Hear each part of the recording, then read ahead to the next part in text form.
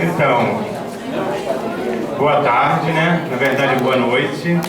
Eu queria dar boas-vindas para todos.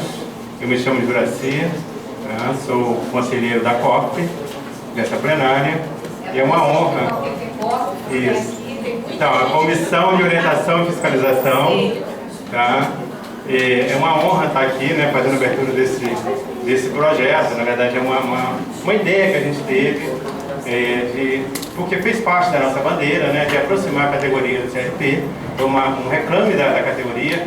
Então, a gente promoveu esse dialogando, né, para estar discutindo várias questões que atravessam a prática PC, né, e trazer os psicólogos para a gente dialogar, para a gente conversar. Né? Esse é o princípio dessa ideia dialogando. Então, queria desejar boas-vindas, né? Que a gente tem uma tarde prazerosa, discussão, mas também calorosa. Boa noite, já é noite, né? Então é isso, gente. Vamos lá.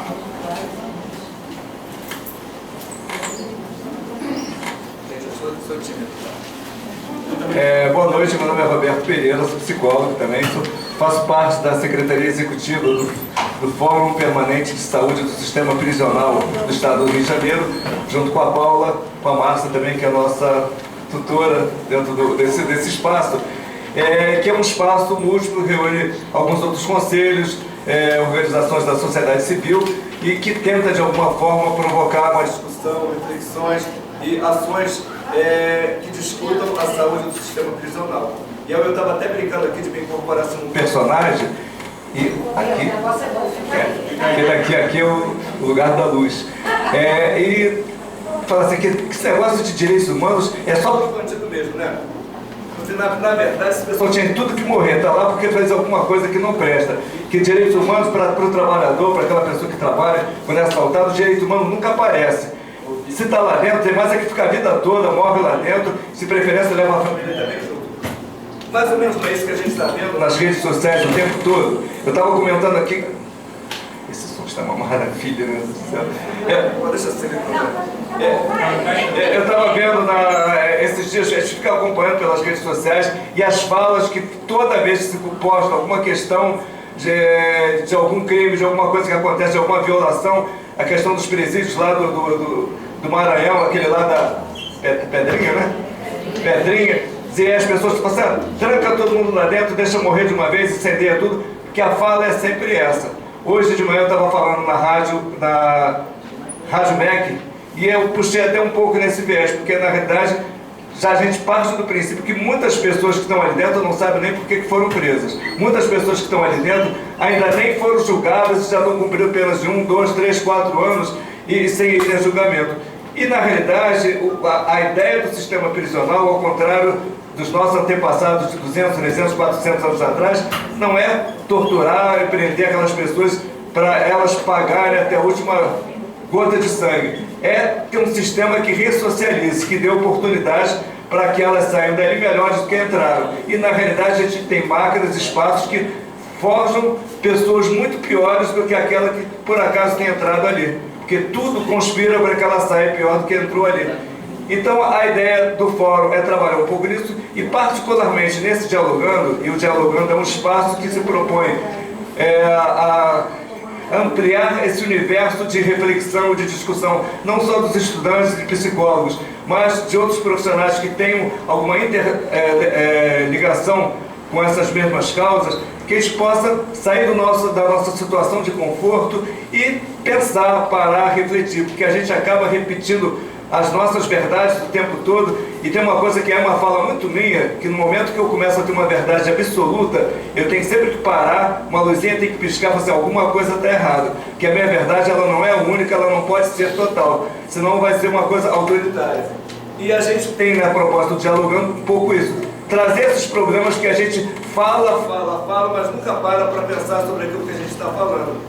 Nesse caso especificamente, trabalhando a partir desse universo feminino, que, como eu estava até conversando agora há pouco com alguém que você, são penas dobradas ou triplas, porque além da pena dela estar presa da liberdade, ela perde a família, perde os filhos, perde as relações com o mundo.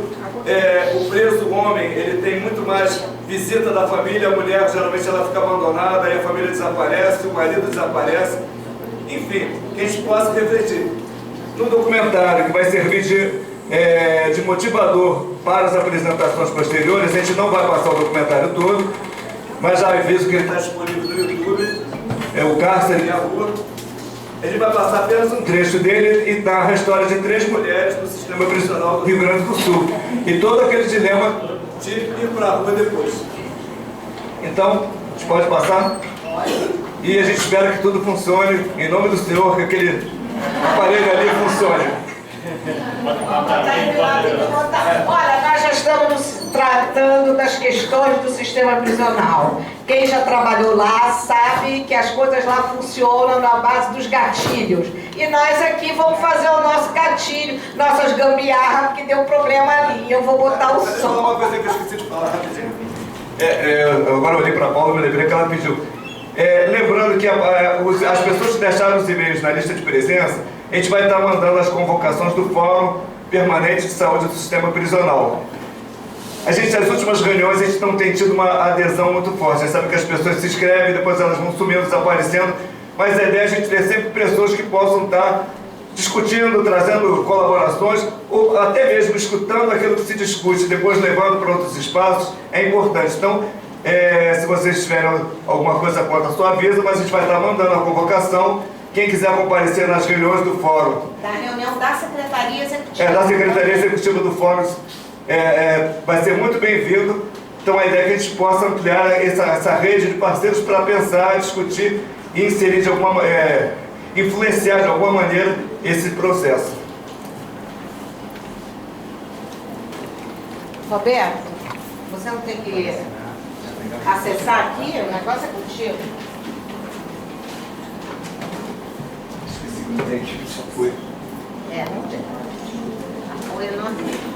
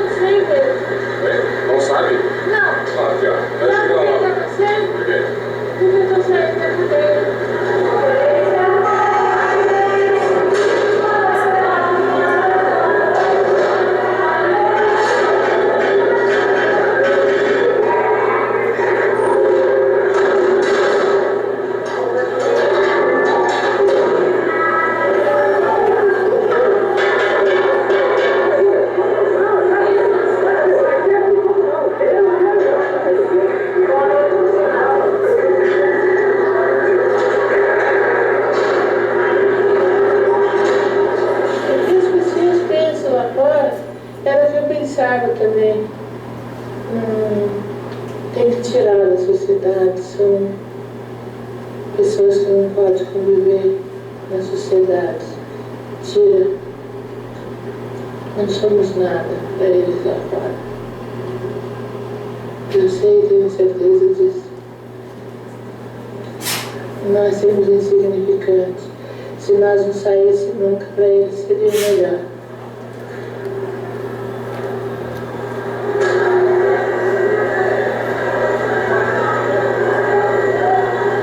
Os 14 anos no jeito de casa, vamos deixar de falar.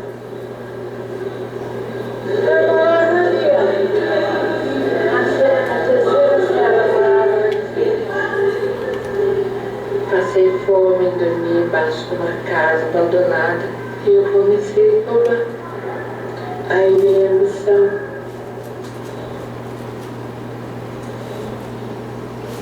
As coisas não é como a gente pensa. Eu pensava assim, puxa, patrocínio? Tem que ter pena de morte no Brasil, matar? Eu não sabia. Eu achava que o patrocínio matava porque era por prazer, por maldade, porque gostava, isso que eu pensava. Mas não é. Então, no dia que está o negócio para cima, o seu rosto não cai, né? Eu pensei, hoje eu estou tirando cadeira do latrocínio.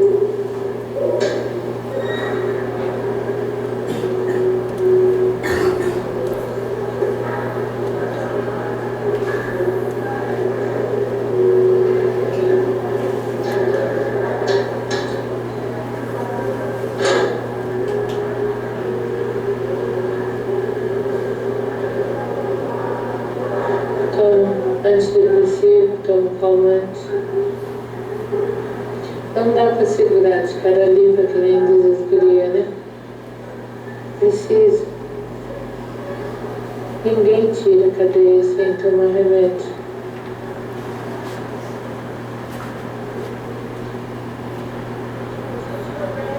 A partir do momento que é presa, acaba tudo. Tem coisas que tu faz, tu é obrigado a fazer. Qualquer ser humano tem vontade de chegar e falar um monte. Mas por que tu não pode falar? Vão te botar de castigo, vão te botar em comissão disciplinar. Então tem que ficar quieto, virar as costas e sair andando. E tem muitos que ainda gritam, volta aqui. Dá vontade de voltar, sim. Pegar ela pelo pescoço e bater com a cabeça dela na parede. Mas não dá. Eu faço isso com elas. Eu viro as costas e andando, deixo elas falando.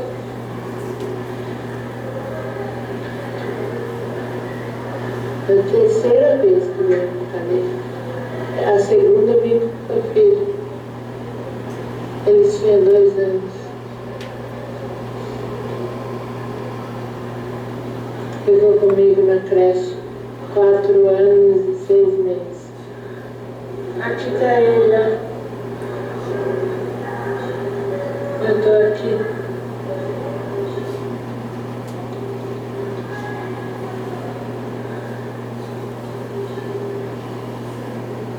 Eu perdi de ver meu filho, uma primeira namorada, de casamento. Coisa que eu mais queria ver, aquela fase que passa, né? De menino para adolescência que muda a voz, né? Eu não vi nada disso.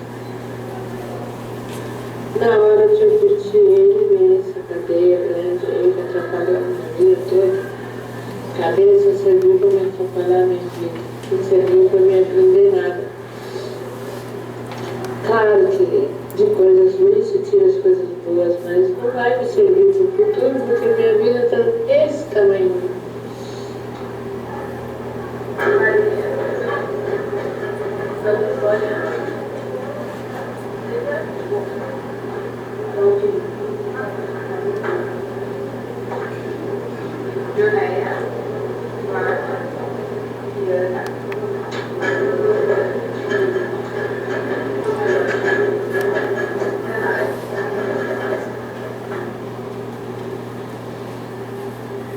Eu vivo um mundo totalmente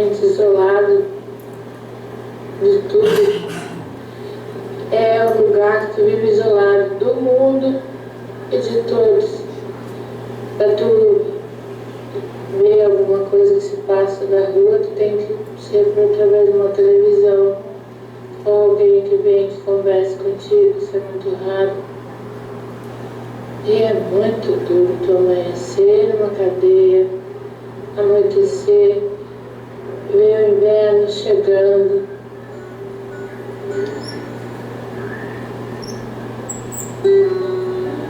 Eu tenho 54, 28 passei na cadeia.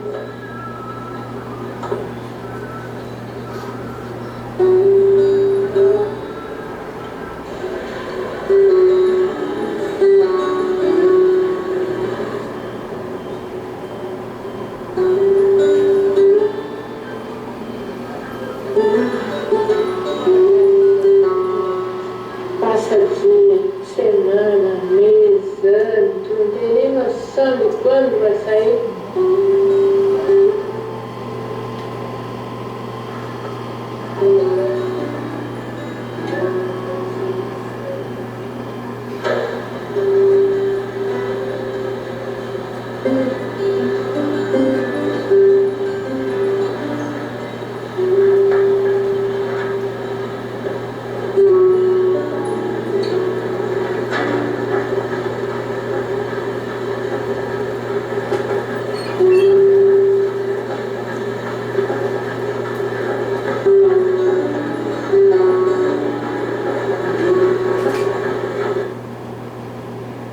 É uma rotina, vira uma rotina.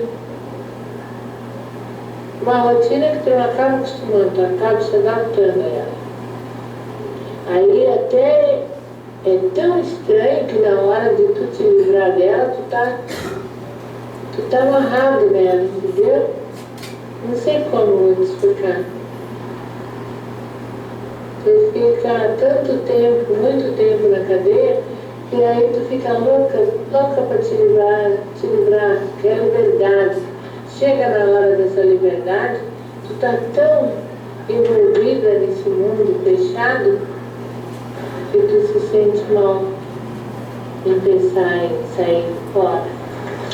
Ô, Marita! Me ama, amor!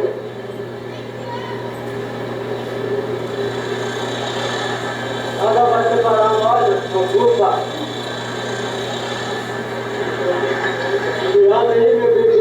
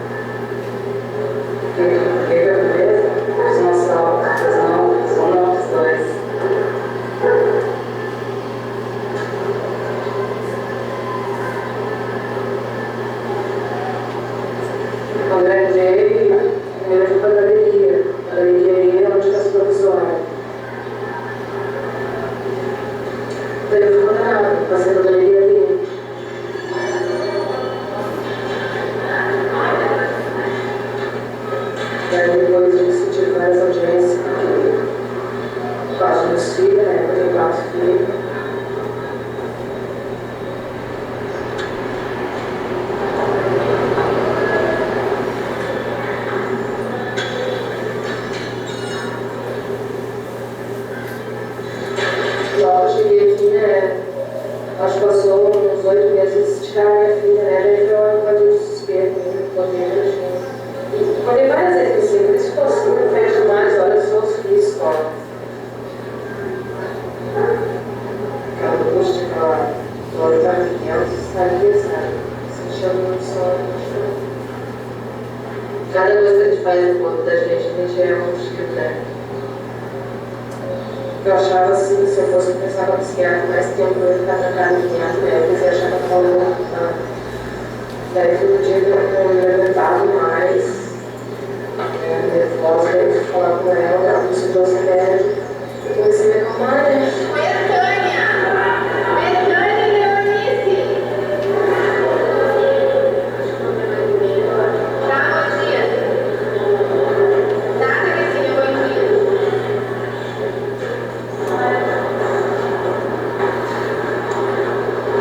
Aqui na cela onde que eu tô, é só eu e uma colega minha. Eu e ela se deu muito bem.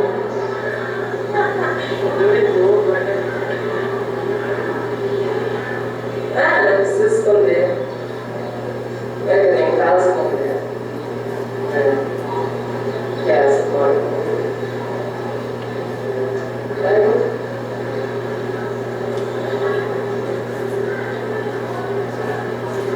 Ai, homem, olha, eu vou falar bem assim abertamente, homem não te respeita. Homem não importa se tu tá doente, homem não importa se tu tá com uma dor, homem, sabe a que é? E mulher a gente entende, mulher é compreensiva, né, com a gente. Agora eu vou falar na rua, não sei o que vai ser. Às vezes a gente vai se planejando com a garota, mas a gente não sabe, né? Porque a cadeia é uma coisa, mas agora não quer saber de homem na rua, não quer. Nunca mais. Humanidade. Trabalhou hoje. O bem dos nossos filhos, entendemos? O bem dos nossos filhos. Estão lá em casa com a mãe. Tá? Tem que se esforçar e começar a comer, hein? Tem que se esforçar e começar a comer. Tá?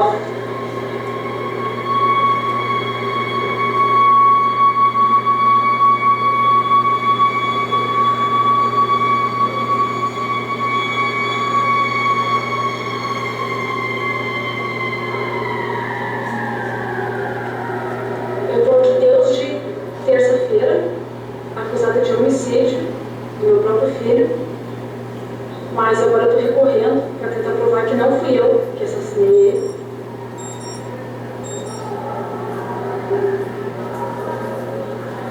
Me levaram para triagem, sendo que eu teria que aguardar ali para subir galeria.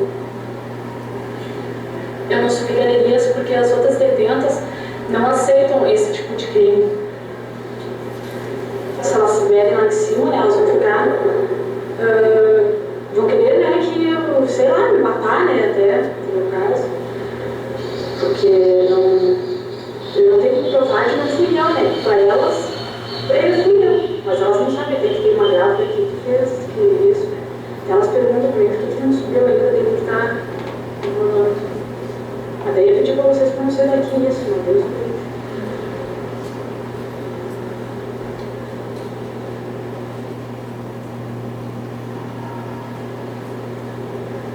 mas não subir, eu não vou não. Acho que não subiu, saiu antes já. Saiu antes.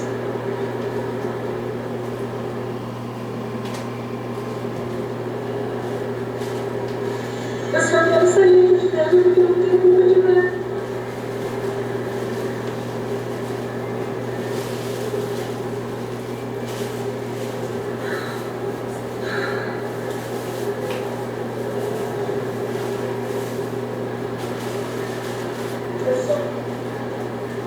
A presa, quando comete um homicídio com criança, chega aqui, é uma coisa horrorosa. Como tem agora uma, está grávida. Se eles tivessem subido para a galeria, elas gritaram, nós vamos tirar a tua útero do cabo da vassoura. Ela está grávida. Eu não dou direito, toda hora passa uma e fala um desaforo, minha cabeça de cima, quase não explodir, eu não preciso ser nunca. Ninguém entende o que eu tô passando. A mãe não pode nem me ver, porque ela acha que eu tô fazendo assim. Surpreendida, você nem sabe o que acontece com isso. Acho que não pode falar do assassino. Eu sei que não estou. E tem uma lá na galeria também, super rebelde, querendo agredir a que mora comigo. Você não tem de fazer isso. Faça isso com ela, porque aí tu vai te ver comigo. E daí tu tá me desrespeitando a cela que eu moro.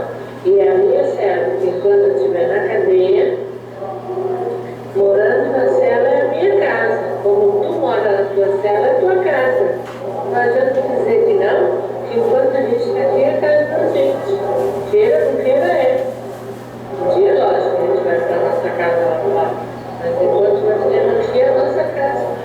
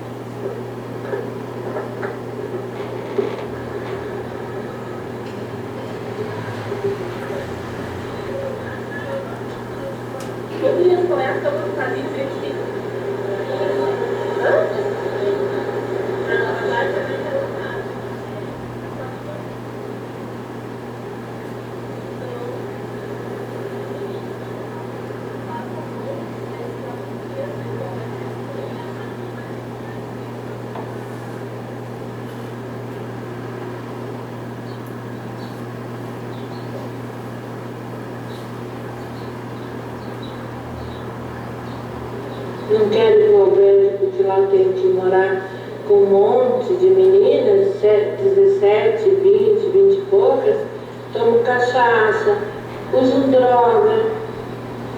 E eu nunca gostei de como elas dizem função para esse tipo de coisa, eu não gostei. Então, não é agora, depois de velha, que eu vou me adaptar a isso, né?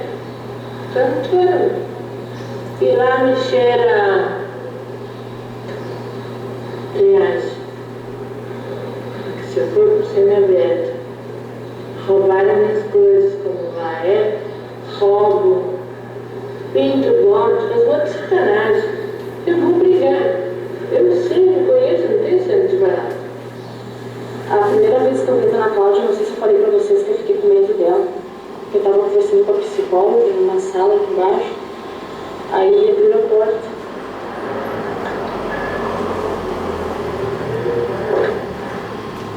Aí na hora que abriu a porta, ela veio por cima de mim, sabe, me abraçar, e eu ao contrário, só olhava as mãos dela, ver se não tinha alguma coisa que ele machucou no corpo, né?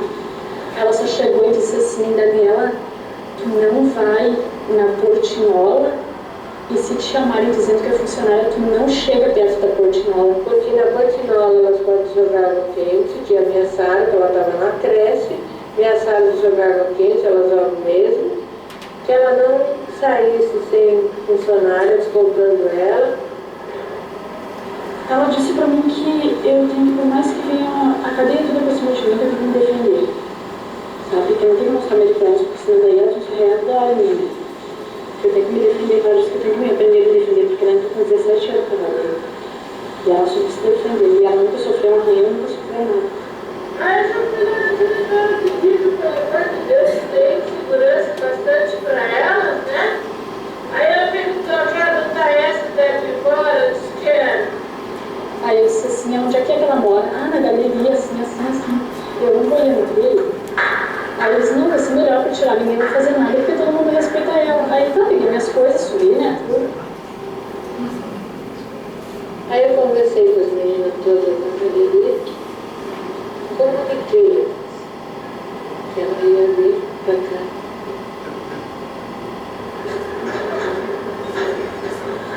Mas ela tá sendo uma mãe também, uma mãe mesmo, uma mãe que não te viu lá fora e que não tem aqui dentro. Ela é cheia.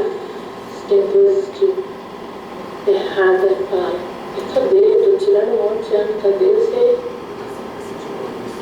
Ela tá chegando agora, não sabe nada de cadeia. Ela ainda pode dar graças a Deus encontrar alguém que dê uma luz para ela.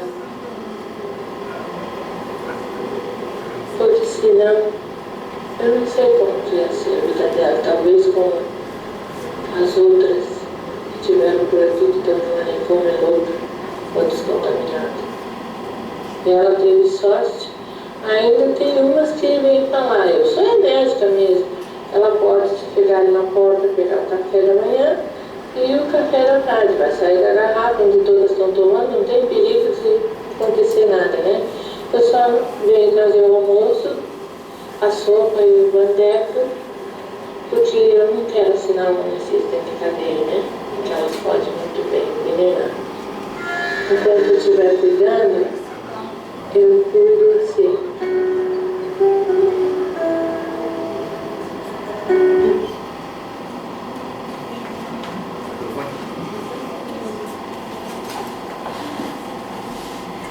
Gente, vamos dar uma paradinha aqui, porque o filme é longo, são 80 minutos, não dá pra gente assistir tudo aqui, né? Mas, como vocês viram, é uma história de 3 mulheres e cada uma, né, numa situação, a primeira com uma pena muito longa, né, de 28 anos, né? Depois a situação da menina muito jovem, grávida, e a outra moça, enfim, né, que também tem 4 filhos. Esse vídeo está disponível no YouTube. Vocês podem vê-lo completo, vale a pena, porque ele levanta questões importantíssimas para nós, né? Nós vamos fazer o seguinte. Nós vamos fazer a mesa e eu vou pedir aos palestrantes, né, que ilustrem, né, com a sua experiência. Nós vamos trazer a Ana Cristina, que é diretora de uma unidade materno-infantil aqui na CEAP, e vamos trazer a Vanessa, que é uma assistente social, uma pesquisadora, professora da Unirio, que também está começando a fazer um trabalho com a questão de gênero, na questão das mulheres presas. Eu vou mediar a mesa. Eu sou Márcia Badaró, eu trabalhei no sistema penitenciário também durante muito tempo, foram 30 anos, me aposentei em 2009, mas continuo nessa militância, né, e integro o Fórum de Saúde no sistema penitenciário, fiz parte, representando o CRP, da Secretaria Executiva, mas ainda continuo nessa discussão. Então, a fala das duas, eu acho que, né, o vídeo dá bem para a gente poder ir ilustrando e fazendo essa ponte da fala com o vídeo. Então, eu vou chamar aqui para a nossa mesa, se quiserem falar aqui, pode sentar aqui, o que for melhor. Talvez aqui, né? Eu acho que fica melhor. Fica mais à vontade, menos formal, né? Afinal, nós estamos no dialogando, né? Então, não temos muita formalidade. Então, eu gostaria de chamar Ana Cristina e Vanessa.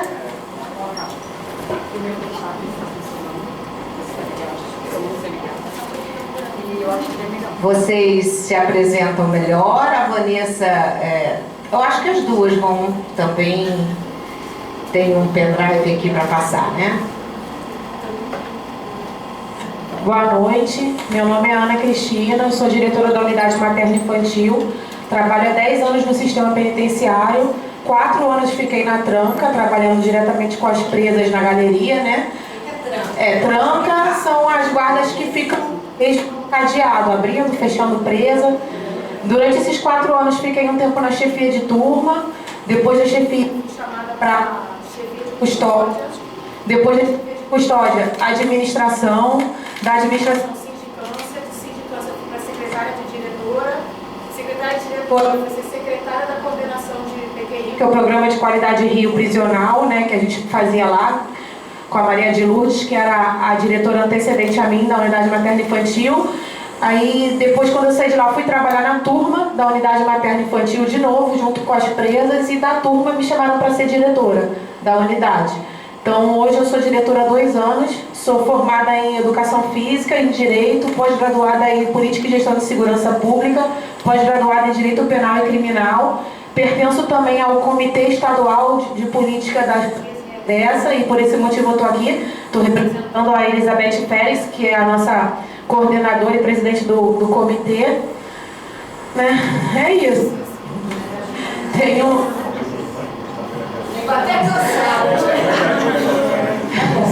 Há pouco tempo a gente esteve em Brasília e trocamos várias experiências com diversos agentes penitenciários, psicólogos, assistentes sociais, do sistema penitenciário nacional inteiro, né, e onde foi discutido várias coisas, inclusive a respeito especialmente, né, sobre o sistema prisional com as internas mulheres. Então, eu fiz até uma apresentação, mas eu vou primeiro passar para se apresentar, né? Depois eu... É isso. Boa noite já, né, a todas e a todos. Queria agradecer o convite da Márcia. Meu nome é Vanessa, eu sou assistente social, atualmente sou professora da Unirio, né, do curso de Serviço Social da Unirio, e estou começando um trabalho junto à professora Lobélia, que é, na verdade, esse ano, trabalhar com os internos homens, a questão de gênero, né? A Lobélia fez a proposta, uma demanda que surgiu a partir de uma reflexão dela com as alunas, com as meninas estagiárias e bolsistas, né, extensionistas e tal, porque elas percebiam no discurso deles, né, dos homens, um discurso de banalização da violência contra a mulher. E aí ela fez o convite e um desafio, né? Imagina você discutir gênero, questão do machismo, junto aos homens no presídio. E aí a gente está, assim, estou encantada. Então, na verdade, essa experiência que vocês têm, esse largo no sistema prisional, não é a minha realidade. Eu trabalhei sempre na área da saúde, tenho 10 anos de experiência como assistente social na área da saúde. Agora sou docente, mas estou encantada com essa oportunidade de dialogar com o sistema prisional, né, de conhecer essa realidade tão rica, tão específica, tão peculiar. E aí a Elizabeth Félix já me fez a proposta, que ela já um trabalho que está muito bacana, e ela já me fez o convite para no ano que vem a gente fazer o mesmo trabalho no presídio feminino. Então, eu acho muito oportuno o evento ser chamado de Dialogando, porque eu acho que eu estou aqui mais para poder, né, dividir um pouco do que eu conheço do debate de gênero, né, que foi o que eu estudei. Eu estou aí uns 16 anos estudando sobre relações de gênero, desde a monografia, mestrado, doutorado, sempre em serviço social. Bem, criatividade. Serviço social, mestrado, doutorado, pós-doutorado em serviço social. E é isso, estou esperando ouvir a fala da Ana, ouvir vocês, para poder tocar um pouco aqui, tá bom? Deixa eu só fazer uma pergunta. Tem um egresso aqui? Porque nós participamos do primeiro encontro, do primeiro Congresso Nacional para de egressos, não é para, foi de egressos, né? E chama-se Egressos e Afins, é o pessoal que cumpre prisão domiciliar, monitoramento eletrônico, uma série de coisas. Estou vendo algumas pessoas que estavam lá no congresso, né? Ele também estava, você. E convidamos lá, tinha algumas egressas, né? E eu convidei para que elas estivessem aqui, porque a fala delas é fundamental. O encontro sobre as mulheres, né, que passaram pelo cárcere melhor do que ninguém, né? Elas estarem aqui, mas, enfim, acho que ainda não tem ninguém. Então, nós vamos fazer o seguinte, nós vamos passar a palavra para a Ana, para falar um pouco dessa política nacional que está há um ano, né, Ana? Desde... Não, a nacional. Então, uma política nacional que criou esse comitê nacional e agora os comitês regionais para tratar das políticas voltadas para as mulheres no cárcere. Então, vou passar para ela faz parte do comitê e ela vai dar esse panorama. E, de repente, vamos tentar ver o que a gente vincula com o vídeo, né, e fazendo essa ponte. Tem alguém aí para manusear o... Ana, você lembra o arquivo? Não, Eu. Tem que localizar para dentro. Está na área de trabalho?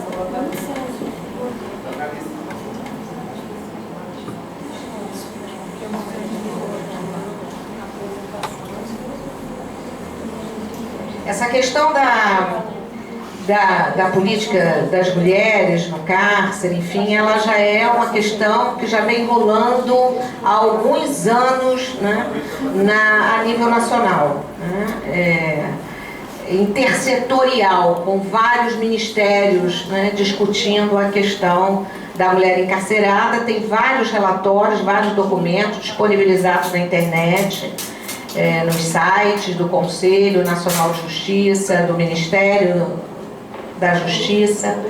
Então, agora fiquei sabendo da criação desse comitê. Então, é importante que a gente veja o que está acontecendo, porque, na realidade, as coisas estão muito difíceis, né? Eu também trabalhei 3 anos em unidade, quase 4 anos em unidade feminina. Foi o meu último período antes de eu me aposentar.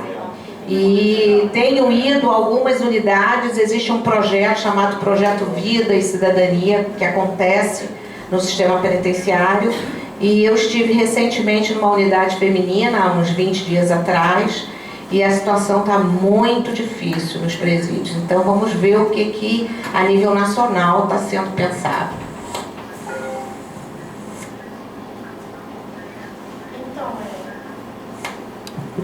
Eu trouxe um panorama, né, de como está a situação, o número de presas.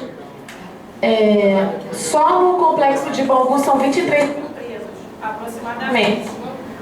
33 mil presas, mais ou menos, no estado do Rio de Janeiro. Pode passar. Eu já tive a informação que já estamos em 39 mil. Acabei de ir semana passada numa unidade de desenvolvimento que já são 39. Não quer. Eu liguei agora para a coordenação, antes de ir. Esse daí é uma foto tirada no presídio que é da cela brilhante. Todo final do ano eles enfeitam todas as celas da unidade com temas natalinos, né? E aí a cela que tiver mais pertinente com o tema, elas ganham várias coisas, né? Uma ceia especial, um Natal. E isso daí foi uma foto foi retirada da internet, né? Eu mesma tirei da internet só para ilustrar um pouco. Pode passar, por favor. Então, o total efetivo feminino Hoje são 2.353 presas. Né? Nós temos a unidade de Talavera Bruce, né, com 606, está dizendo aqui. Joaquim Ferreira, 309. Talavera Bruce e Joaquim Ferreira. Nelson Gria, unidade materna infantil, que é a minha, são todas no complexo penitenciário de Jericinó, em Bangu. Né? Oscar Stevenson, Benfica. Margarino Torres, onde teve o congresso de egressas. Né? Hoje em dia, a gente tem 19 internas lá. O Roberto Medeiros, que é um hospital que, né, tem um número de presas também pequeno. Mas aí está o panorama de número de presas, né? Nelson Gria com 433. E pode passar, por favor. Isso daí é por regime, né? Como eles falaram, os tipos de regime: regime fechado, aberto, semiaberto, provisório, quando ainda não tem uma pena determinada. Ela ainda não teve a primeira audiência dela, no qual foi falada a pena, então ela está no regime provisório. Né? Então, pode ver que provisório é a maioria do nosso sistema penal, como foi falado aqui anteriormente também. Né? 746 mulheres estão no regime provisório, 601 estão no regime fechado, 26 no aberto, 350 no semiaberto. E há presas estrangeiras, né? Você vê que o efetivo está bastante pequeno, já teve efetivos maiores. No Talavera Bruce nós temos 6, 5 no Oscar Stevenson, 6 no Nelson Gria e 9 no Joaquim Ferreira. O Talavera Bruce é uma penitenciária onde as presas têm uma pena maior. O Oscar Stevenson, elas ficam no aberto e semiaberto. O Nelson Gria, a maioria das provisórias estão lá, e no Joaquim Ferreira, que é a nossa porta de entrada, hoje em dia. Pode passar, por favor. A portaria interministerial criada pelo DEPEN foi a número 210 de 2014, né, que fez a política de atenção à mulher presa e agressa. E através dessa portaria deveriam ser criados vários comitês estaduais para que seguisse as normativas dessa portaria, especializando para da área. Porque a gente discutiu até em Brasília que cada estado tem as suas peculiaridades. Então a gente tem uma lei que é geral, só que dentro dessa lei geral, os seus estados com as suas especialidades vão criar as suas políticas. Né? Cada um vai ter a sua portaria com a sua política. Aqui no estado do Rio de Janeiro, a gente já está fazendo estudos de documentos, relatórios, legislações, né, enviadas pelo DEPEN. Já fizemos várias reuniões preliminares. O nosso comitê é representado por uma psicóloga, temos assistente social, temos coordenadora de saúde, coordenadora de projetos especiais da área da saúde, eu como diretora da unidade materna infantil, temos uma outra diretora também, que é a diretora que hoje está no Joaquim Ferreira, que antes era Talavera Bruce. Né, elas participaram do Encontro Nacional de Projetos de Mulheres do ano passado. Pode passar, por favor. Fizeram a elaboração da minuta da resolução, a publicação da resolução, que foi até a Elizabeth Félix que elaborou e foi publicado pelo nosso secretário, número 510. Essa resolução, onde foi criado o comitê, que tem essas pessoas todas elencadas que eu falei anteriormente. Né? Estamos fazendo o levantamento de pesquisa material. Pode passar, por favor.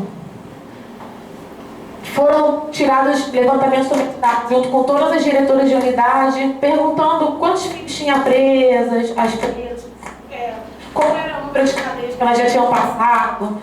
Até me desculpa se eu utilizar algum linguajar assim, popular da cadeia, porque eu estou muito acostumada, né, a lidar, e acaba às vezes não falando uma linguagem mais rebuscada, né? Acabo falando linguagem que eu estou acostumada a lidar. Nós estamos com a parceria também com especialistas nas temáticas, né, de políticas públicas de mulheres. Nós temos reuniões com o Ministério Público, com direitos humanos da LERJ, de várias categorias também. A gente troca ideias, né? Já falei, trabalhar de questionários, a realização das rodas de conversas. Pode passar, por favor. E essa daí é uma foto de uma das reuniões nossas, né, subsecretária de tratamento penitenciário, aquela lá da conta Elizabeth Félix, que é a nossa presidente, Ministério Público, tem professoras, né, eu estou ali, tá psicologia aqui representada pela Marici, e esse lado aqui é todo de direitos humanos. Então, nós estamos elaborando discussões para ver quais são as melhores políticas a serem adotadas, né? E eu mesmo já estou até perguntando, fazendo questionamentos às próprias presas também, porque eu acredito que a gente tem que ouvir aquelas que, para quem a gente está fazendo política. Então, várias coisas que já estão sendo discutidas eu já estou levando para as presas, e as presas já estão me respondendo, então me surpreendendo com as respostas delas. Sabe, às vezes eu penso que elas vão dar uma resposta, elas vão e dão outra, e isso surpreende.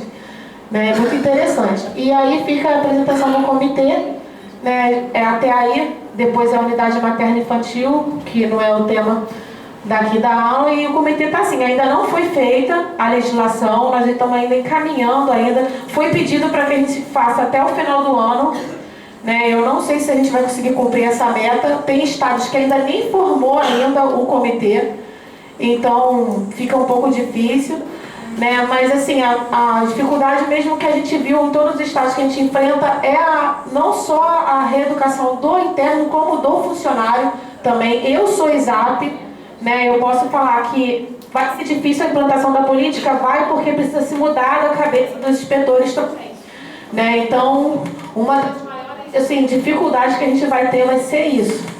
Né? Quem já trabalhou em sistema prisional aqui sabe que há uma separação muito grande entre a área do tratamento para a área da segurança. Né? E essa política ela vem para que essa separação ela se integre e através disso nós conseguimos, através dessa integração, conseguir uma política melhor para as mulheres. Né?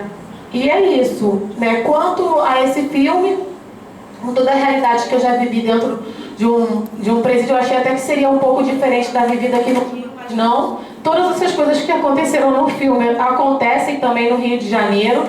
Quando uma mulher ela tem uma pena, geralmente que praticou um crime contra uma criança, um abuso sexual, ou algo do tipo, homicídio, geralmente ela fica ameaçada pelas outras na unidade prisional, né? Fato, isso. Existem essas mulheres como essa que são anos, né, de prisão, você vê que ela já tinha cometido outro crime, já passou pela creche, já passou por várias e ainda continua, né? De repente ela vai sair, vai querer voltar, porque ela não sabe como é que é a realidade da rua. Eu já peguei presas pedindo para mim para ficar dentro da unidade, que não queria sair. Né? Por quê? Porque não queria. Aí, o que eu faço para voltar? Eu roubo ali, aí vocês me botam aqui dentro de novo? Né? E é cruel, né? O sistema penitenciário é horrível, mas às vezes a situação que elas têm, a vida delas já fora da cadeia é pior do que ali dentro. Né? Pelo que eu vi, essa que tem muito tempo de cadeia, que estava defendendo a outra, provavelmente ela deve ter uma certa liderança dentro da cadeia, pelo até o tempo que ela tem ali. Você vê que ela impõe às outras, né? Aqui você vai fazer assim. Então é sinal que ela tem uma liderança na cadeia. Isso acontece também no Rio de Janeiro, né? E é isso, assim. É isso. Essa questão de ficar muito tempo, né? E, enfim, há um medo muito grande, né? De como chegar na rua. Vocês veem no filme logo no início, né? Vocês veem como ela fica atordoada com a rua, fora completamente do espaço geográfico, né? Aquilo atordoa. Na minha pesquisa do mestrado, a partir do projeto que eu desenvolvi nas unidades femininas, com práticas de leitura, era impressionante o depoimento, né, daquelas pessoas que já tinham 7, 8 anos de prisão e quando saíam, o som, né, todo aquele movimento da Geral, que é a revista que dá a Geral, né, a chegada do agente penitenciário, e tira tudo, e limpa tudo, e revira tudo, aquele sobressalto, noites e noites e noites sem dormir, até se adaptar àquela nova situação, né, de estar na rua. Então, nós ouvimos lá no congresso, né, dos egressos, aquele rapaz que falou que já era a 5ª cadeia dele, né, a 5ª prisão, o medo que ele tinha de ir para a rua. Associado ao medo, tinha uma coisa da menos-valia dele, né, muito forte, assim, eu não sou capaz de fazer nada na rua. A única coisa que eu sei fazer é isso e volto, e foi preciso tempos e tempos para ele poder perceber que ele era capaz, e com ajuda e com apoio de quem está lá fora, porque esse foi o grande problema, né, da igreja. Como é que essas pessoas saem e como é que a sociedade recebe essas pessoas, né, novamente, né? Então, talvez não seja o desejo. Quando a gente lê o livro do Goffman, né, dos manicômios, prisões e conventos, eu nunca sei muito bem a ordem, mas é isso. Essa mortificação do eu, esse aculturamento, a institucionalização, tudo isso, né, vai produzindo, né, um tipo de sentimento, assim, e os vínculos que elas fazem dentro da prisão, e muitas diziam assim para mim, mas você não é a companheira dela, como é que você está? Doutora, isso é coisa de cadeia. Não, lá fora a coisa é outra. Por causa disso, as carências são tantas, uma que tem um pouquinho mais ajuda a outra, paga a cantina para a outra, e aqueles vínculos vão se formando ali. Você vê no filme a dificuldade que ela teve de sair a segunda, né, a Betânia, de sair do regime fechado para o regime semiaberto. Ela disse, se eu pudesse, eu ficaria mais tempo, porque ela já criou vínculos ali, ela não sabe quais são os vínculos, o que vai acontecer na outra unidade. Enfim, então, são questões que são para muito além, né, do que simplesmente o fato de querer ou de não querer, né, sair da cadeia. Eu me lembro que chegava o alvará de soltura de uma delas, né, era aquela alegria, aquela gritaria, aquela balbúrdia, né, e aí elas apavoradas assim para sair, disse, meu Deus, eu vou sair. Aí as outras diziam, ô mulher, vai se arrumar, pega tuas coisas, está agarrada na grade. Né? Essa expressão está agarrada na grade, né? Que é uma coisa impressionante. Por que é isso, né? O que a vida lá fora, na rua, espera dessa pessoa, né? Então, são muitas as questões, né? E nós, profissionais que atuamos, né? E temos muita coisa para fazer lá nessa preparação de saída, né? É que a gente lamenta que hoje, cada vez mais, a área técnica está se extinguindo dentro do sistema penitenciário, né? Já éramos 1.200 na década de 90, hoje somos menos, talvez uns 500 e pouco, né? E cada não tem concurso público, enfim, então essas coisas. Mas vamos ver o que a Vanessa, né, vem trazer da sua experiência, já que ela é novata, e é sempre bom, né, a gente chegar com alguém, né, porque a gente também fica meio, né, sofre esse processo de aculturação, a gente também sofre esse processo de aprisionamento, e a gente reproduz muitas vezes as coisas. Então, sangue bom, gente chegando, academia, intercâmbio, isso é sempre muito bom. Eu acho que esse microfone está servindo para nada, eu estou servindo. Então, como é que eu planejei a minha fala partindo dessa minha experiência que é super recente e ao mesmo tempo uma forma de poder contribuir com o tema de vocês hoje, né? Eu vou trazer, no primeiro momento, a discussão da categoria gênero, para a gente começar a dialogar por aí, e depois eu já posso levantar alguns elementos da minha experiência com os internos homens e algumas hipóteses assim, muito preliminares. Eu queria que vocês dialogassem comigo, né, sobre o que pode ser a realidade do ponto de vista de gênero no presídio feminino. E aí a gente pode falar um pouco do filme, que eu anotei algumas coisas aqui, e da experiência de vocês e do público, né? Então a gente vai organizar a fala mais ou menos assim, né? Pode passar? Então, eu não sei se vocês têm essa discussão de gênero, né?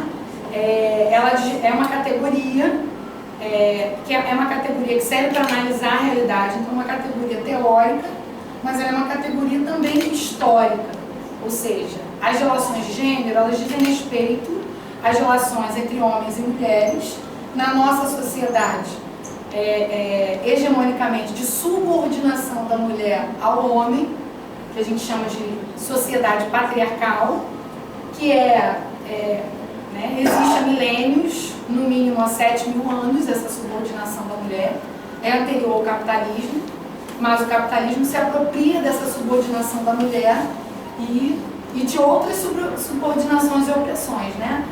De raça, etnia, de orientação sexual, né? Para poder explorar e oprimir ainda mais, no caso, as mulheres, né? Então, tem um autor, que é o Garcia, e eu acho que pulou no slidezinho, né? Ele vai dizer o seguinte, através da exploração do trabalho feminino, né, no espaço doméstico, o gênero tem integrado a realidade histórica do capitalismo, constituindo-se, portanto, como um elemento fundamental da nossa história, tendo a família como a instituição onde acontece a extração do trabalho feminino gratuito, bem como onde se manifesta e consolida a subordinação feminina. Então, assim, o que o Garcia e várias autoras feministas vão dizer? O espaço da domesticidade é o espaço privilegiado de reprodução desse modelo de subordinação da mulher. É ali onde a gente nasce, onde a gente é a primeira instituição onde a gente começa a ser socializado, e isso tudo sendo reproduzido e reforçado pelas demais instituições que a gente vai tendo contato quando vai crescendo. Então, as religiões, né, as instituições religiosas, a escola, né, e todos os outros, a mídia, os meios de comunicação, né, todas as instituições que reproduzem uma cultura opressora e de exploração e que vão legitimando essa subordinação da mulher, mas que começa, né, que é gerado fundamentalmente ali naquelas relações do espaço doméstico, né? Lembrando que essa organização de gênero é pré-existente ao capitalismo, né? Porém ela é herdada, né, e incorporada e reforçada. Então o capitalismo é um sistema que já tem naturalmente o papel, né, quer dizer, o papel assim, inerente ao capitalismo de explorar a classe trabalhadora, né, e se apropria dessa subordinação da mulher para duplicar essa exploração sobre a mulher. É mais ou menos assim. A família, né, então, a partir daí, ele vai dar esse conceito de família que é óbvio, não são todas as famílias, mas a forma como o sistema capitalista e patriarcal organiza e dá a direção da sociedade acaba gerando esse modelo de família, que é uma instituição antidemocrática, que vai manter a mulher atrelada ao doméstico, tendo como prova disso o fato de que sempre a mulher, ao buscar ocupar espaços públicos, conquistando a cidadania, isso acaba em muitos momentos acentuando a violência contra ela, muitas vezes isso tensiona e gera crises, né, nas relações conjugais, porque isso acaba questionando o padrão tradicional de relação da mulher como dona de casa, subordinada da mulher, sobretudo dependente economicamente do homem, né? Então o dinheiro na sociedade capitalista fala muito, então o homem em geral oprime a mulher por conta, né, da questão econômica. Então quando a mulher consegue ter autonomia financeira, isso em geral gera um conflito na família. Então ele vai chegar à conclusão de que o gênero corresponde a uma atribuição dada, né, pelas estruturas da sociedade, como eu falei, a estrutura patriarcal, que é histórica, o capitalismo reforça, vai estruturar papéis sociais diferenciados por sexo, né? Então a gente desde pequena vai aprendendo papéis que a gente tem que incorporar, né? Como se fosse mesmo um teatro, né, em que a gente incorpora uma figura. A gente tem que representar aquele papel, todo o script já pré-determinado antes da gente nascer, na verdade. Então o bebê está na barriga e a mãe, o pai, a família, os amigos já estão gerando toda uma expectativa de comportamento daquele bebê. E aí já vem a escolha do enxoval, que é azul, é rosa, né? O carrinho e a boneca, a decoração. Então quando a criança nasce, visualmente falando, ela já começa a ver um mundo cor-de-rosa quando é menina, um mundo azul quando é menino, tá? O olho está embaçado, começou a ver azul, o olho está embaçado, começou a ver rosa. Isso, acho que vocês sabem falar mais do que eu, do ponto de vista da construção do emocional, do psiquismo, deve ter uma repercussão enorme, né?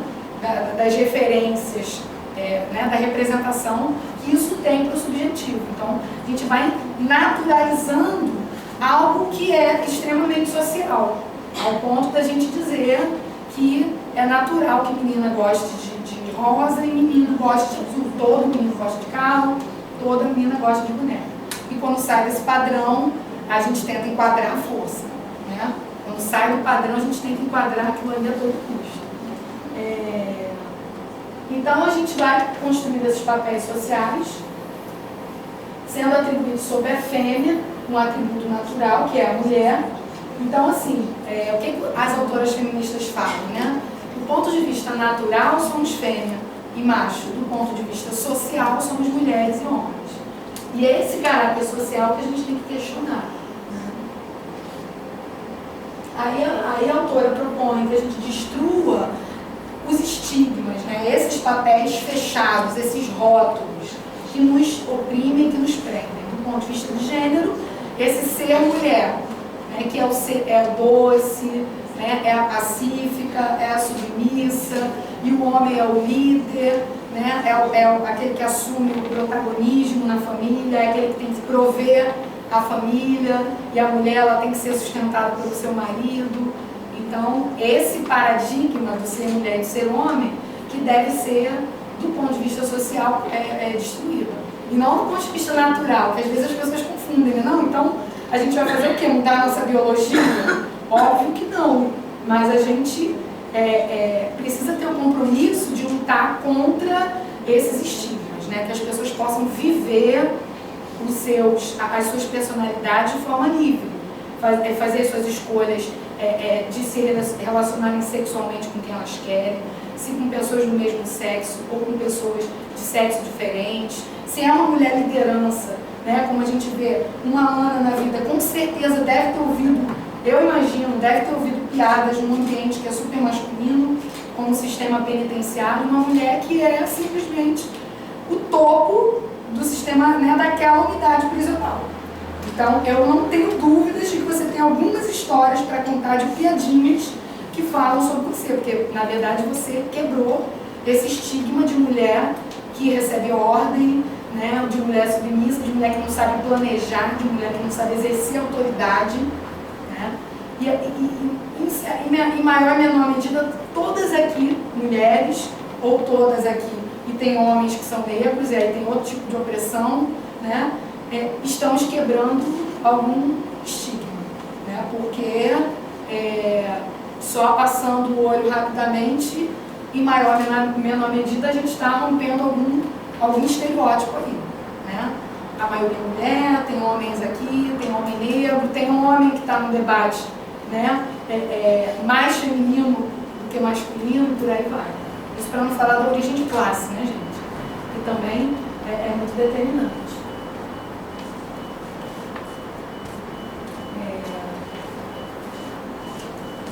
Almeida é uma outra autora que vai dizer que o gênero ele não pode ser tido como um campo específico de estudos. Porque, na verdade, é um fenômeno histórico e teórico, mas que ele precisa ser utilizado para analisar situações concretas. No caso do sistema prisional, a gente precisa ir lá e tentar olhar esse ambiente do ponto de vista de gênero. Não dá para ficar discutindo abstratamente a questão da desigualdade contra a mulher. Não preciso discutir desigualdade contra a mulher na saúde, na educação, né, nos vários espaços sociais. Márcia, eu estou falando muito? Não, estão indo? 10 minutos. Então, pode passar. Então, é importante, né, a gente articular essa discussão do gênero com fatores econômicos, culturais, sociais, a questão da ideologia, né, e do ponto de vista político. Então, não dá para discutir gênero de maneira isolada. E, de preferência, articulando outras opressões e outras formas de exploração. como a de etnia, como a de orientação sexual, sobretudo a de classe social, de desigualdade social, por exemplo. Né? Lá na experiência do sistema, eu acho que eu vou passando para poder falar um pouco de lá, que tá tão bom. Passa aí, Roberto, para ver se falta muito. Acho que eu vou pular, gente. Pode ir embora. É importante falar, né, que como gênero é uma categoria social, ela não é atribuída, né, assim, a gente não tem como olhar para os homens como os algozes, então não são os homens que são o objeto de luta contra o qual a gente tem que destruir, né? Somos todos sujeitos sociais, homens e mulheres, então a gente tem que destruir o padrão dominante de subordinação da mulher. Nesse sentido, homens e mulheres são machistas, né? Então a gente tem que desconstruir isso, né? Olhar para o homem como, a priori, um machista e a ele somos contra. Do mesmo jeito que a gente deve pensar que numa luta contra a homofobia, a gente só pode dialogar com quem tem uma orientação sexual homossexual, né? Vários heterossexuais são sensíveis à causa, né? Do mesmo jeito, a questão étnico-racial. A gente tem que conseguir conscientizar a sociedade de que esse padrão de desigualdade tem que ser destruído, né? É óbvio que eu acho que a vanguarda dos movimentos tem que ser assumida pelas pessoas que são mais oprimidas, não tem dúvida. Então, o movimento feminista tem que ser mulher, o movimento negro tem que ser negro, tem que ter melanina na pele, o movimento contra a homofobia, né? Tem que, para dar visibilidade à causa, mas não significa que só essas pessoas possam participar. Aí eu deixo essa última frase, que é da Simone de Beauvoir, que é a seguinte: o opressor não seria tão forte se não tivesse cúmplices entre os próprios oprimidos. Que é um pouco isso, assim, na verdade. Na nossa sociedade machista, apesar do homem não dever ser o objeto da nossa crítica, a maioria deles executam um papel de opressão, de violência. Mas, muitas vezes, com a nossa cumplicidade, nós mulheres. Da mesma forma, a questão dos negros, né? Então, a gente precisa manter isso do ponto de vista social. E aí eu queria aproveitar o finalzinho da minha fala para dividir com vocês, né, e falar para as meninas, as filhotas minhas lá, que estão comigo lá no Esmeraldino Bandeira, e dizer que tem sido uma experiência fantástica conhecer o sistema prisional. Assim, acho que é uma das maiores experiências profissionais que eu estou tendo na minha vida. Tem sido muito bom, né, um desafio, assim, os internos me receberam super bem. Os momentos de discussão, em vários momentos, são muito tensos, mas eles me receberam muito bem, estão abertos à reflexão. A gente tem discutido questões, a questão, sobretudo, né, da subordinação da mulher, a gente discute sempre a questão do racismo. Agora, o desafio maior que tem aparecido é a questão da homofobia. Então, a gente já tem esse dever de casa, porque isso está difícil de desconstruir. Então, assim, o que é mais tranquilo discutir é a questão racial. E aí eu falo na lata deles, né? Eu falo, vocês conseguem ser mais sensíveis à questão racial, porque a maioria daqui tem muita melanina. Então, quando lhe diz respeito, vocês conseguem ser sensíveis à questão da solidariedade étnico-racial. Como todos vocês são homens, vocês não estão muito abertos a repensar o machismo de vocês. E como a maioria que é heterossexual, não estão muito abertos a pensar a questão da homofobia, né? Então, tem sido, a gente passa filme para eles, a gente já passou a Corda Raimundo, não sei se vocês conhecem, passamos a família excêntrica, a excêntrica família de Antônia, e semana que vem a gente vai passar Festa de Família, para discutir violência familiar. Então, um ambiente extremamente machista, né? O sistema prisional, assim, predominantemente machista. Toda a política de segurança pública, ela é dominada predominantemente por valores masculinos, né? Então, pelo filme a gente percebe que as lideranças, essa líder aí, que eu esqueci o nome, ela até não assume uma postura muito masculinizada, né? Mas eu acho que existem muitas mulheres que assumem, inclusive do ponto de vista da vestimenta, né, um comportamento masculino para se fazer respeitar. E aí essa confusão, né? Ou seja, eu só sou respeitada, eu só sou macho. Então eu preciso me masculinizar para me fazer respeitar. E aí preciso ser violenta contra as minhas colegas. Se eu arrumo uma namorada, eu vou ser o macho da relação e ela vai ser a fêmea, para poder reproduzir esse meu papel de dominante, de dominador. Então, um ambiente extremamente masculino. E aí o desafio que eu imagino, que no final da fala da Ana foi fantástico, né? O desafio de você começar a desconstruir esse machismo com os inspetores, né?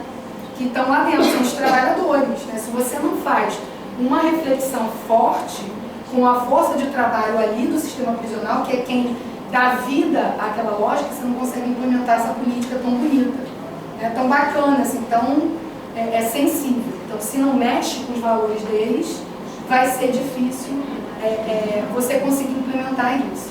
Então, obrigada e estamos aí para o debate. Ótimo, muito bom. Obrigada às duas, mas nós estamos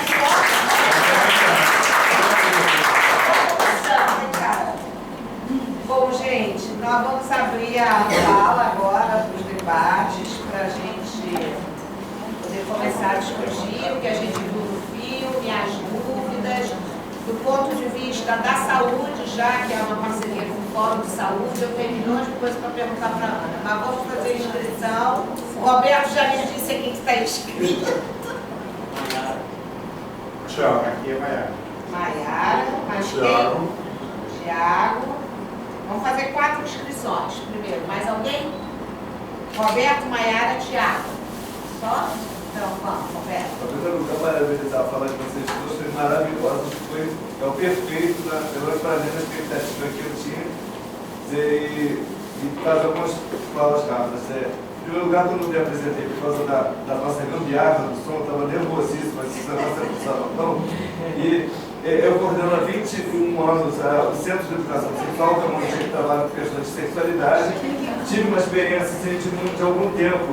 Eu até estava comentando no começo dos anos 90, quando a doutora Julita Langruber dirigiu o sistema prisional, um projeto que era um projeto de interesse dos unidades, que trabalhava em 10 unidades prisionais, um trabalho direto, local, conversando com os presos sobre prevenção.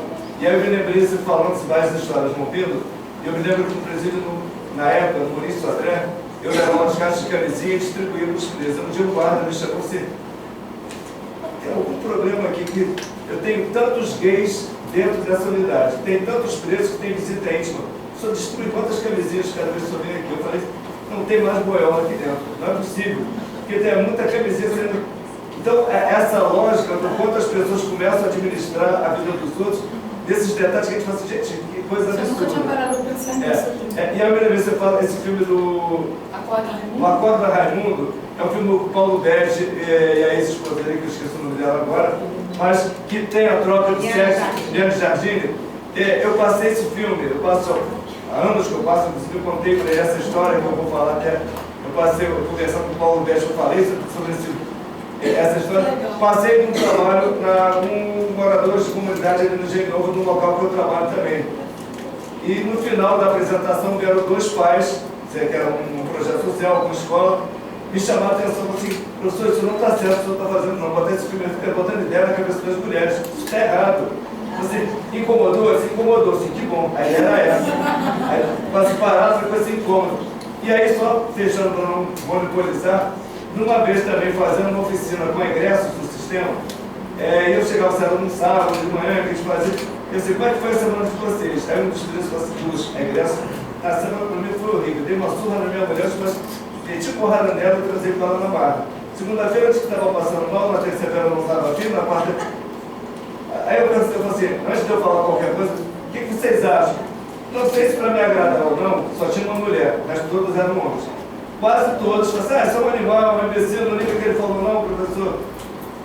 E aí a surpresa, ele falou assim, gente, o que fiz de errado? Era isso que eu tinha que fazer? Porque na verdade, a gente não nasce assim, a gente aprende a ser assim. E as pessoas te cobram. Na verdade, essa coisa que você falou do quanto a gente já existe antes, gente é criancinha, aí pensa, quando eu crescer, eu vou encontrar uma moça assim, um homem assim, eu vou casar, vou ter um filho, vai se formar. A gente existe, às vezes, há décadas antes da gente nascer, e já existe na cabeça de alguém. E a gente já está projetado, e quantas expectativas, e no momento que isso não acontece, em algum momento a gente, onde foi que eu errei? Então, e aí ele pergunta assim, o que vocês acham? E aí a gente começou a discutir, foi interessante, porque a cobrança para ele o tempo todo é que ele tinha que fazer assim, como é que ele é o chefe da casa, o macho é ele, ela tem que obedecer. Isso acontece por uma série de outras situações. Na situação do presídio, o quanto desse microcosmo, se pode chamar isso, e eu também fiquei surpreso que você falou o número de mulheres, estava aumentando hoje de manhã numa entrevista com a Rádio MEC, e eu liguei desesperado para a Lúcia. Lúcia, quantas mulheres tem no sistema? Ela me deu um número. Aí eu falei assim, não, só isso, assim, vou pesquisar de novo. Aí me deu um número maior, 1.800. Aí quando falou 2.300, assim, já está chegando mais perto do que eu esperava, porque, na realidade, quanto essas coisas também são vagas. Mas o quanto, na realidade, essas dinâmicas também acontecem, do controlado, o que tem que ser assim, assumir tal modelo, tal papel, se sai, se não sai, o quanto que as pessoas se acostumam com esse processo. E aí, fechando mesmo, o José Brasileiro, que vocês devem conhecer, que é presidente do Instituto Nelson Mandela, foi preso durante muitos anos, esse ano recebeu a medalha Tiradentes na Assembleia Legislativa. E foi uma cena assim, muito tocante. No momento que ele recebe a medalha, ele virou para a medalha e disse, viu, mãe, acho que isso aqui é o meu pedido de perdão pelos 10 anos que a senhora me visitou no presídio. Estou perdoado. E aí, se todo mundo se emocionou, ela chorou horrores, você falou assim, valeu a pena, se a senhora não acreditava, achava que eu estava perdendo tempo, acho que valeu alguma coisa esses 10 anos, daqui essa medalha de Tiradentes. Então, o quanto, na realidade, foge de um padrão, porque as pessoas dizem, ó, é isso mesmo, tem que ser assim, eu nasci para ser assim, enfim, um pouco isso. Essa questão da população feminina, né, os dados do Conselho Nacional de Justiça apontam o crescimento, né, nesses últimos 5 anos de 42% das mulheres. Né? Basicamente, a gente viu isso lá no Congresso de Egresso, né, vinculadas ao tráfico, né, que são mulheres ou que se apaixonam ou que se envolvem, enfim, que tem essa relação, né, às vezes os maridos são presos, elas são presas depois, enfim, sempre em torno do tráfico, né? Isso tem aumentado assustadoramente. Mas vamos lá, agora é a fala. Ah, sim. É interessante que assim, a gente acha que 2.000 presas é muito, né? Só que em São Paulo são 12.000 presas, mulheres. Né? Então, muito mais. Quando eles deram os dados de quantos presos tinham, era 100 e poucos mil presos. Eu achei que era uma cidade que eles estavam falando, que eu estava meio distraída na hora. E a minha estava falando, é 100 e poucos mil. Eu falei, ué, será que isso daí é uma cidade? Que não, é um número de presos. Né? Então, é muita mulher lá. E também foi feito um estudo em Brasília, né, a respeito da violência contra a mulher, que a maioria das mulheres, mais de 90% das mulheres que estão presas sofreram violência.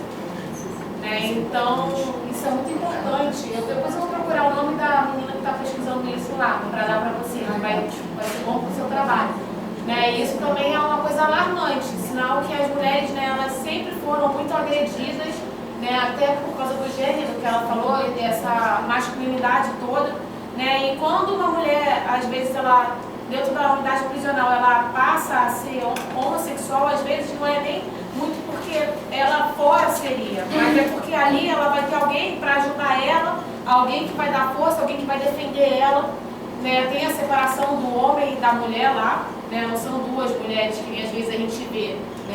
A segunda menina do filme falou isso, né? Essa coisa ela tem uma relação. Você vê que ela era mais masculinizada do que a outra. E ela fala disso, né? Não sei lá fora o que vai ser, mas aqui ela falou, lá fora não sei. Muitas meninas que dentro da unidade prisional parecem homens mesmo, andam com o cabelinho curtinho, usam top, não gostam de usar sutiã para o peito amassar. Elas têm filho na rua. E às vezes a gente encontra com elas na rua, elas estão de sainha, de topzinho, aí a gente fala, ué. A gente até brinca, ué, mas você não era quem estava lá? Não, mas lá é dentro da cadeia. Aqui não, aqui eu sou mulher. Vamos ver o que é a Maiara. Meu nome é Maiara, sou dona de casa, travesti.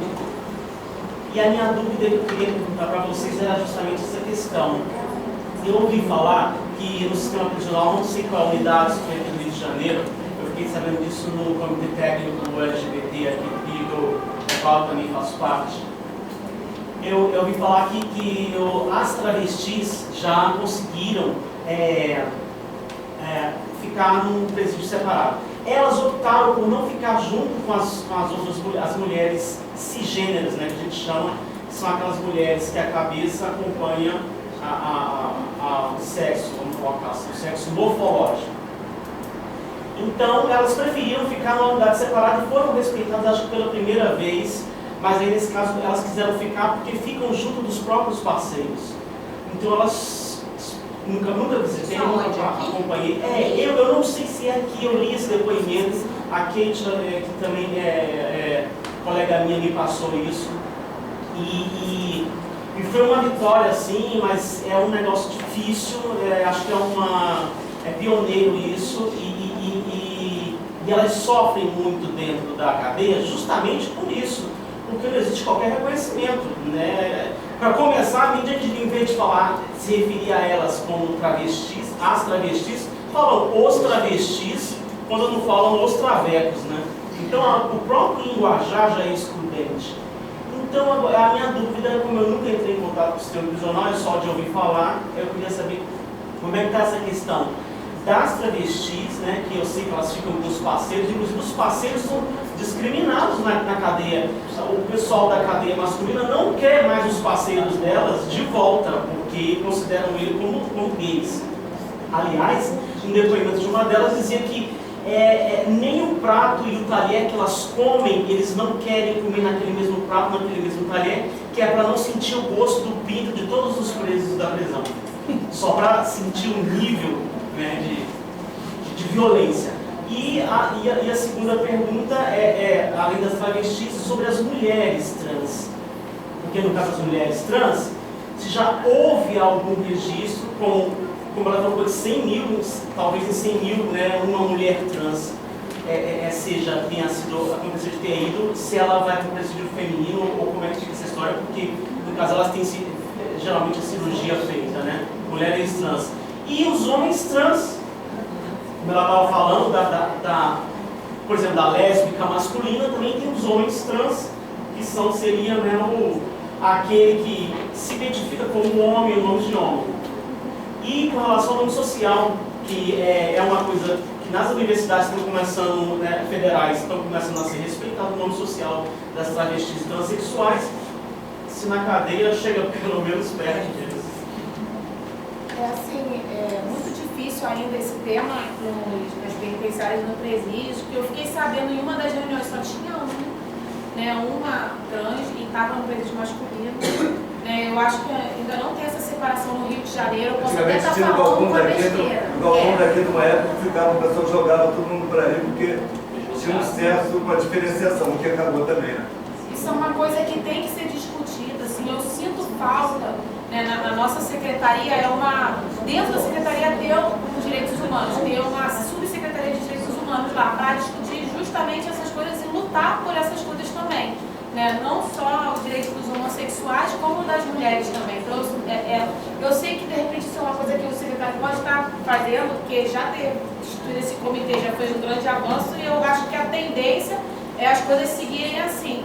Né? Essa mesma dificuldade nos outros estados também existe, porque lá a gente discutiu muito sobre isso também, na reunião de todos os estados, e eles também têm dificuldade ainda, essa questão ainda é muito difícil no sistema. Ainda não tem essa especialidade, de repente, você com a experiência que tem lá dentro do presídio masculino, pode até estar acrescentando alguma coisa, mas ainda está muito difícil.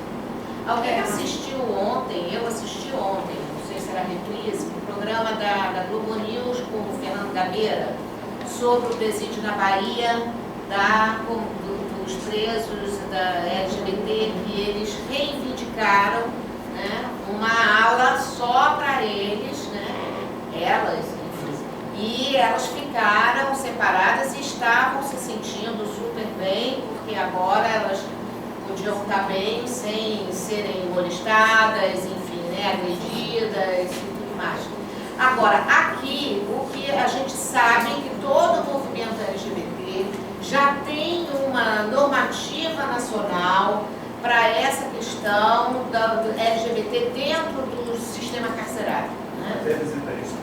A visita íntima já está sendo feita, enfim, está havendo uma evolução já muito grande para isso, mas até ontem não, no Congresso, na mesa que eu participei, a coordenadora é a professora Ana Uziel, e ela vai iniciar uma pesquisa, né, nos presídios sobre a questão de como está essa organização dentro do sistema penitenciário com as questões LGBT. Então, assim, eu acredito que a coisa está melhor, está começando a caminhar melhor, porque hoje é um movimento muito grande, muito atuante, né, na área dos direitos humanos. Então, agora, eu não sei ainda, né, porque como você falou, o Galpão, que é aquela unidade ali do Evaristo de Moraes, na Quinta da Boa Vista, era uma unidade que tinha, né, celas separadas. Mas eu me lembro... e agora já não tem mais, porque eles fecharam, né, felizmente, puseram o teto nas galerias, porque eu não sei se vocês conhecem.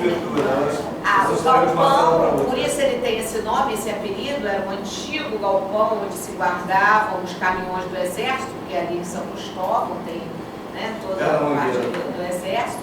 E ali eles só fizeram uns quadrados assim de alvenaria sem teto, né?